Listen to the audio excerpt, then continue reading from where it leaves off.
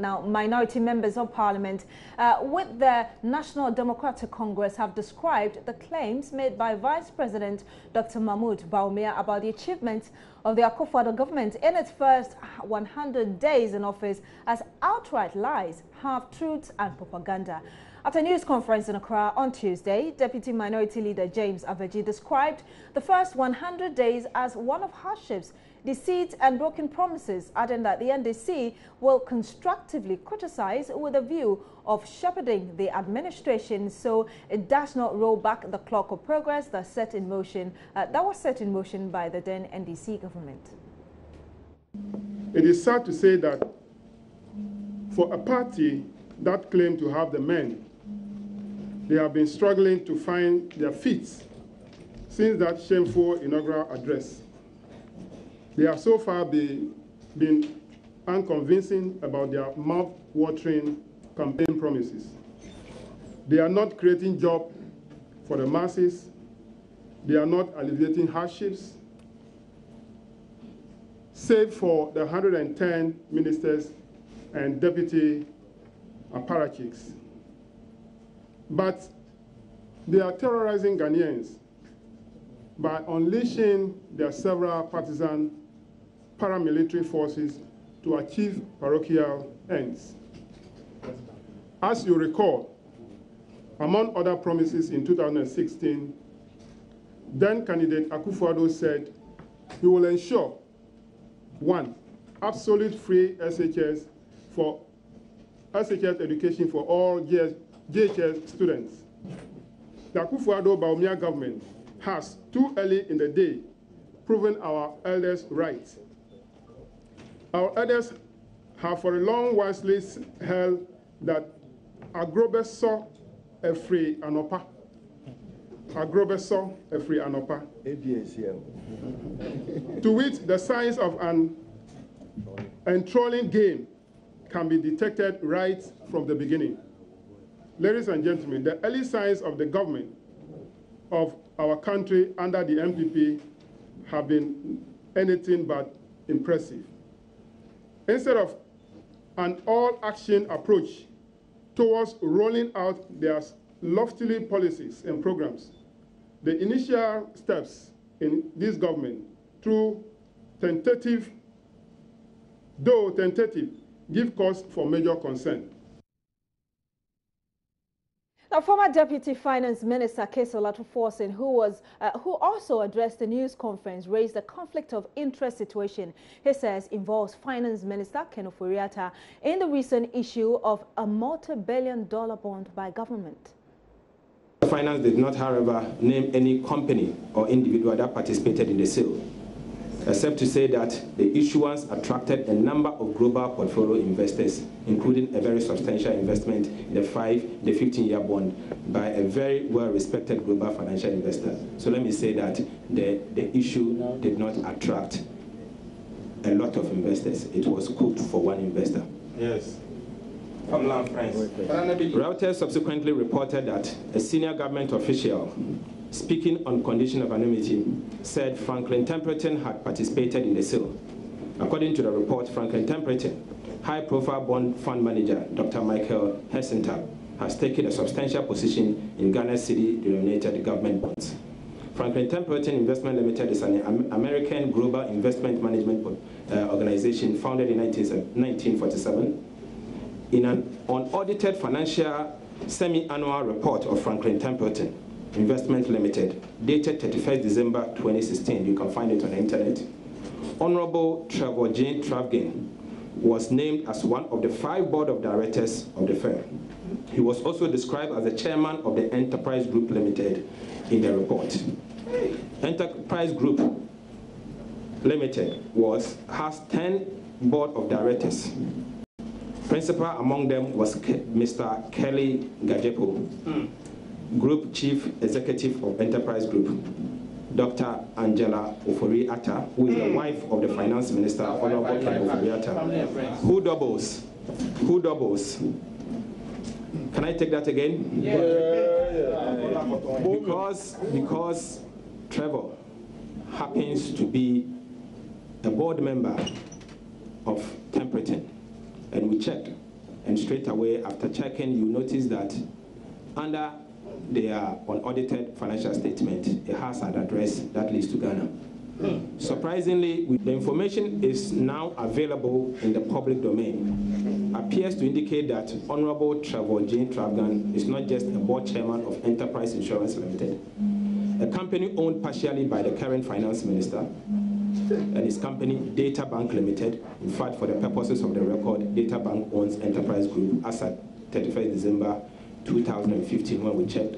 They own the bank, Enterprise Group, by 39.6%. It's conflict of interest. So I want to take you into the conflict of interest situation. Honorable Trevor Jane Travagan is also a director of Franklin Templeton, which is the main participant in the recent bond issue.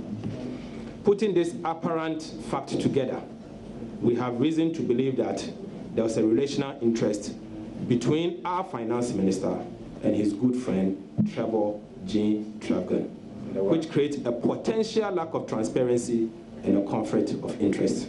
In such parliamentary inquiry, we in the minority shall have no option but to resort to the using of the conflict of interest jurisdiction of the Commission on Human Rights and Administrative Justice Charge.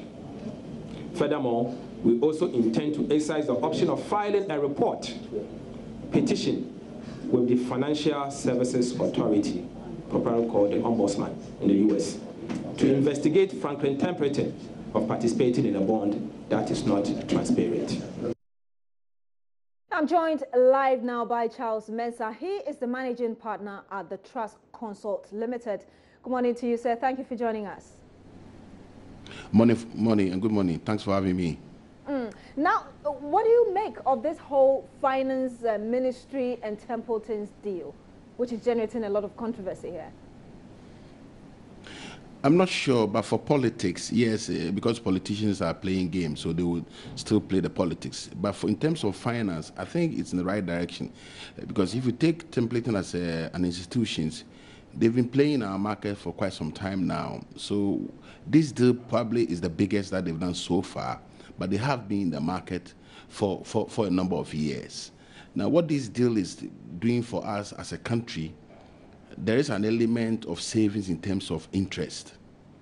And then there's an element of the quantum of money that ordinarily would have used to service the debt, i.e. the principal repayment would also come down. Why? Because there's an extension of the tenor. And that's why they keep on referring to as reprofiling the debt. So once you've extended the period between 7 years to 15 years, so ordinarily, if you had to look for $1 million a week to service the debt, both principal and interest, you probably would now, because of the 15-year tenor, you'll be looking for maybe 600 or 700. So it gives you some room for the fiscal space, so that you can do other developmental stuff, Beatrice. Is it right to have deals with a company or individual you're linked to? Because people are raising Mr. Trevor and some other individuals who are linked to those doing the deal right now. I'm not, you see, sometimes I get confused about these things, because when it is that the company itself, Templeton, have been in Ghana in all these years, and they've participated in our bond market, what is new? Because they just continue what the business that they were in. So they're just continuing, except that they've increased the quantum. Now the quantum has been increased because maybe the investor confidence has increased. In the last 3-4 times, I think last year, for instance, Setepe, our finance minister, went on a roadshow. He was unsuccessful. And then I think this year, early this year, 2 transactions also were attempted. They were unsuccessful. All because maybe the investor confidence had not been built up to that crescendo. Fortunately, once the budget was read to all and sundry, it brought in some investor confidence, because there's clarity as to where the monies are going to come from in terms of the production sector and where the taxes and all those. So it came in. So everybody saw what is going to happen. Once investors see that, confidence is boosted. So I'm sure immediately after that, then government tried to refinance about raising $2.5 billion. there was investor confidence. So people came in and participated in the domestic market. This time around, it's not like we went for a road show where we travel abroad. Here, they participated in the domestic market. I would rather encourage that they should have a secondary market on our Ghana stock market where those bonds could also be traded by the investors. By and large, this deal is pretty good for us. So because it's giving you a breather, and that's what you need. You need a bit of a breather to even think, because almost every now and then, you need to think for where you are going to get the money to pay the next debt which is due. You are given a breather. Now you can think strategically to move your country forward. I think that on that score, personally, I think this deal is a good deal, and that we should focus on the manufacturing sector. We should focus on the agri sector so that we can have this economy back again. But is it normal? I understand that you agree and you keep saying that this is one of the best deals that we've had. But is it normal to give such a quantum to an individual? When it is, you see, when it is that you have advertised, because there was an announcement. I saw that announcement, I think 2 days ago. There was an announcement in March. And the announcement states that monies of this magnitude is going to be raised over a period. I think they closed it around 1st April or so. So that gives us about three days, really. So once there was an announcement, and when you go to Bank of Ghana website, you see some of these details. Those in the market who play it would always see it at the Bank of Ghana website or the Ministry of Finance website. If you're in the financial money market or trading market, it's there. You would see it then, and then you can play the market. So I'm at a loss about the conflict of interest here. Unless otherwise there's a proving point that they were called that let's agree on some interest rate that we are going to charge the country. Let's agree that we'll buy this quantum. Unless you can prove to all and sundry that this was discussed and that instead of maybe 17%, somebody agreed that, oh, fix it at 19% for me, and that it was fixed by 2 persons, they sat in a small room and agreed on it. If you can prove that, then fair enough, then we can bring that, oh, it was cooked or it was planned. But where a number of investors participated, where big banks like Barclays Bank, where the book runners played a role, where IMF were equally consulted, I don't see the conflict, my sister. Mr. Mensah, and I doubt the government would want to be seen as one that is not listening. Looking at all the controversies going around, do you think that this deal must be cancelled, although you agree that it's a good one? No. We can't cancel this deal. Look, Ghana is we are in a serious business here. Because apart from this deal came in to show up our forex, all of a sudden the cedi-dollar relationship is working well. Business community are happy with the dollar cedi relationship as we speak. Interest rates for banks is going to drop. Secondly, the tenor of loans that the banks will grant to business people are going to increase because now they've seen that there's a market for a 15-year, there's a market for a 7-year. And that's all people need. Once you have a long-term activity, 7 years, 15 years, it means that businesses can now equally borrow using the government rate as a benchmark. Business can now even go and borrow for 10 years and do the business for manufacturing, agro-processing. So it's not a question of reversal. More so when the person or the company templating had played the role in the previous years. How do you reverse the transaction? Are you going to reverse all the previous years? Then you may also have an additional money to refinance templating. So we may not necessarily reverse, but probably have to look for another money to refinance the deal. But the good thing about which I read was that there's a put option here for 5 years, 7 years, and 15 years. What it means is that if Ghana itself feels that our economy has improved and the interest rate had tremendously come down, although we had pledged to pay the 19% for 15 years, we can buy back those loans at a much lower rate because the interest rate would have improved. That's what you do. So when you do such a transaction, make sure that you have a room to buy back because things would improve and things has to be improved. So when things improved, then you buy back those loans at a much lower rate than you had even will be charged if you had waited for the 10 years or 15 years. One other thing that has also come up is that over the years, we have not, or let me say rather months, we have not had good credit worthiness. How do you think that this deal could boost or otherwise affect our credit worthiness?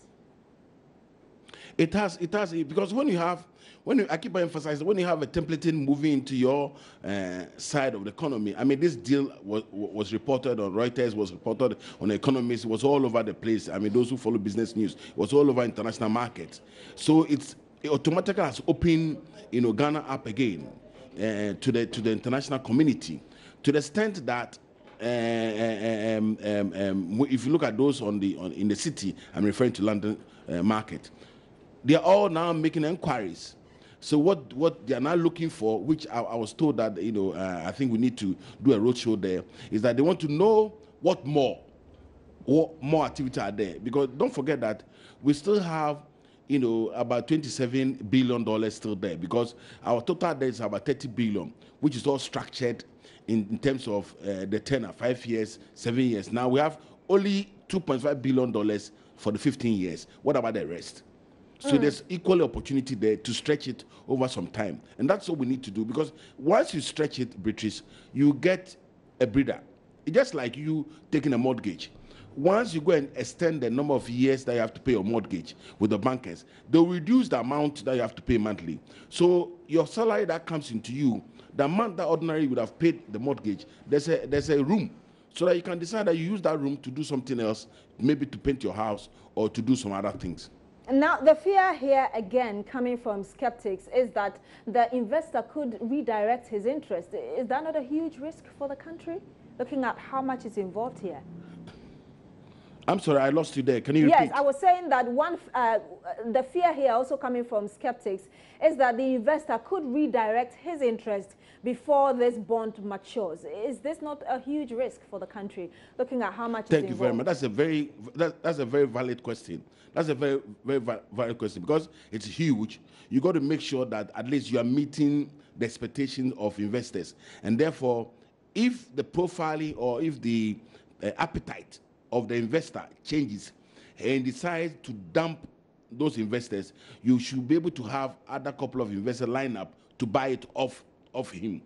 And because sometimes it can create a problem. Yes, so if you have a major investor playing a major role, when they are dumping their investment, it can create some panic. It can create some exchange, depreciation for you. But it's important also that you have him on your good side, and then you have other investors line up, so that just in case that he decides to reduce his appetite for your country, other people will participate. But fortunately also, there is this element of the book runners who are now going to make sure that there's a secondary market for the deal. Now, once there's a secondary market for the deal, which means that if they want to go, people will participate in the deal, because they will then put it on this market, and people will also gradually grab it off them, because the finance cost is good for them. We'll end it here. Thank you very much. Charles Mensah is the managing partner at Consult Limited. You're still watching NEWSDESK. Join you.